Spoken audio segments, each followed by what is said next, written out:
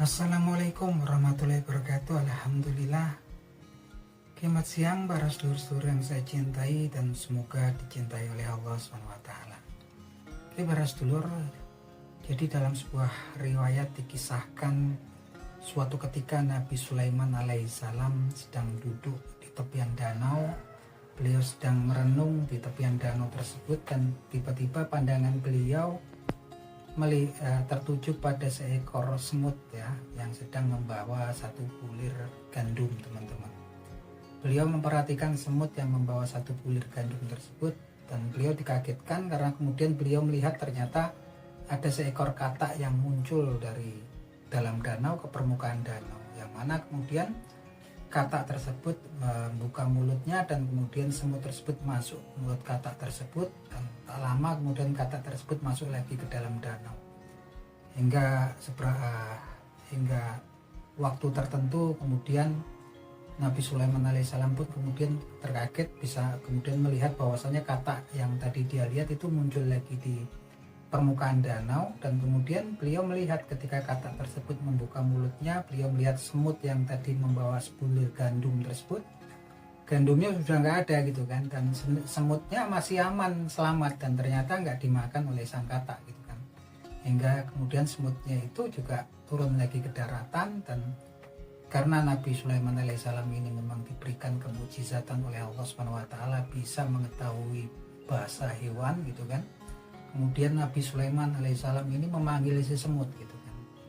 Tanya, ya wahai semut, apa sebetulnya yang terjadi denganmu ketika aku melihatmu tadi membawa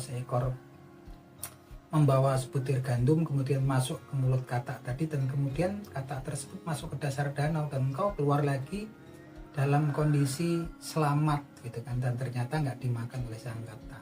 Tolong coba kau ceritakan kepadaku apa yang terjadi dan kemana gandum yang kamu bawa tadi gitu kan. Dan kemudian semut tersebut menjelaskan kepada Nabi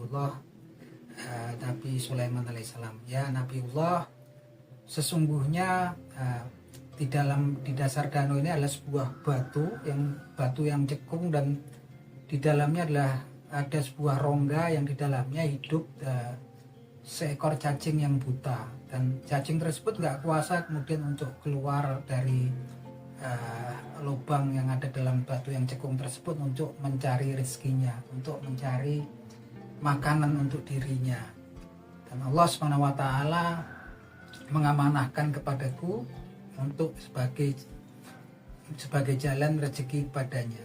Maka kemudian Allah SWT menguasakan kepadaku hingga aku mendapatkan sebutir gandum, dan kemudian katak itu pun kemudian dikuasakan kepadaku hingga kemudian aku masuk ke mulut katak, dan kemudian katak itu membawaku ke dasar danau, kemudian meletakkan mulutnya di batu yang berongga tadi, dan aku memberikan bulir gandum tersebut kepada cacing yang buta yang nggak kuasa keluar dari lubang tersebut untuk mencari rezeki untuknya, sehingga kemudian aku pun balik lagi ke mulut katak dan dibawa keluar ke permukaan danau dengan selamat, karena memang Allah SWT telah mengamanahkan rezeki si cacing tadi kepadaku. Dan kemudian Nabi Sulaiman alaihissalam bertanya kepada semut tersebut, kira-kira kamu dengar nggak itu zikirnya si cacing tadi gitu kan. Karena memang diberitakan segala sesuatu yang ada di alam semesta ini ya, sebetulnya mereka berzikir ya kepada Allah Subhanahu wa taala. Bahkan burung-burung yang terbang di angkasa gitu kan, mengepakkan sayapnya, mereka berzikir dan mereka tahu sholat dan ibadah mereka kepada Allah Subhanahu wa taala. Dan kemudian si semut tadi berkata, ya aku mendengarnya gitu kan, zikir daripada si cacing tadi. Nah zikirnya disebutkan oleh semut tadi ya, yang bunyi zikirnya sebagai berikut. Bismillahirrahmanirrahim. Ya malayang sani fi jaufi hadhihi birizkika la tangsa ibadakal mu'minina bi rahmatik. Yang artinya sebagai berikut.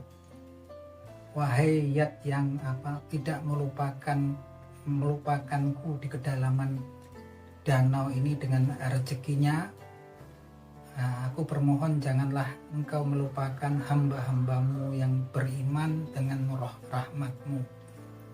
Kemudian ini sepertinya berkesesuaian ya, ketika kemudian di Al-Quranul Karim di surat Hud di ayat 6 yang Allah Subhanahu wa taala berfirman sebagai berikut. Bismillahirrahmanirrahim. Wa ma min dabbatin fil ardi illa 'alallahi rizquha. Yang artinya sebagai berikut, dan nggak ada kemudian binatang yang melata di bumi ini kecuali Allah Subhanahu wa taala. Allah Subhanahu wa taala Allah yang kemudian menanggung rezekinya. Nah, teman-teman, ini memang kemudian berkenaan ya, kalau kita lihat hadis ini juga kan, berita kisah ini dengan berita yang disampaikan Rasulullah SAW bahwasanya rezeki manusia itu sudah ditentukan oleh Allah Subhanahu wa taala, dan rezeki itu sudah seseorang pun nggak akan bisa kemudian melarikan diri dari rezekinya ya. Rezeki itu mirip dengan kematian atau ajal, bahkan ketika datang ajalnya, datang waktu kematiannya, mau lari kemanapun tetap nggak bisa kemudian kita melarikan diri dari ajal kita. Bahkan orang yang berusaha melarikan diri dari rezekinya pun akan tetap didatangi oleh rezeki yang sudah ditentukan oleh Allah Subhanahu wa taala kepadanya.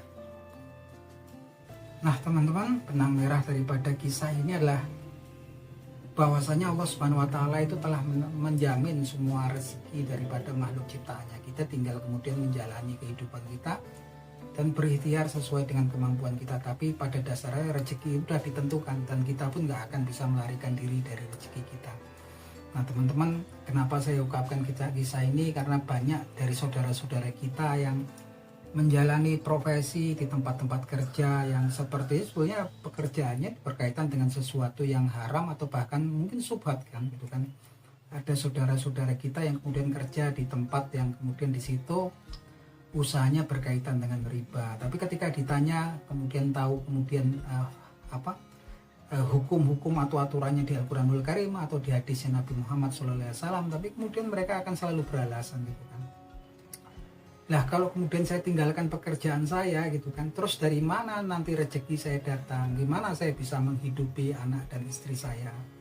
Nah, ini sebetulnya kan seperti kemudian kita sepertinya membantah bahwasannya Allah Subhanahu wa taala itu sudah menanggung rezeki makhluk ciptaannya, teman-teman. Kecuali memang kita dikasih free will untuk menentukan jalan kita di dunia berkaitan dengan keimanan, bisa kemudian kita kufar ataupun kemudian beriman pada Allah Subhanahu wa taala. Jadi rezeki, jodoh, kemudian segala sesuatu itu sudah diatur, kecuali memang jika kita dikasih free will untuk kemudian untuk patuh atau taat ataupun kemudian atau ingkar pada Allah Subhanahu wa taala. Nah, teman-teman, nggak sepantasnya kemudian kita itu kemudian mencari rezeki dari sesuatu yang haram ya, walaupun alasannya kemudian untuk menghidupi keluarga kita. Kalau kita tinggalkan pun rezekinya tetap ada, teman-teman. Hanya kemudian kalau rezeki itu nggak ada ya mungkin karena kezoliman manusianya itu sendiri gitu kan. Udah diatur rezekinya, dia masih main judol gitu kan. Yang jadi korban akhirnya anak istrinya gitu kan. Yang jelas memang rezeki itu sudah diatur ya. Kalau bisa kemudian kita tinggalkan sumber-sumber rezeki yang haram. Makanya berkaitan dengan itu Nabi Muhammad SAW setiap selesai melaksanakan sholat subuh, sebelum memulai aktivitasnya, beliau selalu bermohon pada Allah Subhanahu wa taala sebuah doa berupa doa untuk meminta rezeki yang baik ya gitu kan. Bahkan untuk seorang Nabi Muhammad SAW pun bermohon untuk rezeki yang baik, yang doanya bunyinya sebagai berikut. Bismillahirrahmanirrahim. Allahumma inni as'aluka ilman nafi'a wa rizqan thayyiba wa amalan mutaqabbal. Ya Allah, aku bermohon kepadamu gitu kan, ilman nafi'a, ilmu yang bermanfaat, rizqan thayyiba, rezeki yang baik, wa amalan mutaqabbal, dan amal-amal yang engkau kabulkan tersampai padamu. Nah, itu aja teman-teman, semoga ini bisa menjadi kisah ini bisa menjadi pembelajaran kita semua. Semoga bermanfaat. Akhir kata, wabillahi taufiq wal hidayah. Wassalamualaikum warahmatullahi wabarakatuh.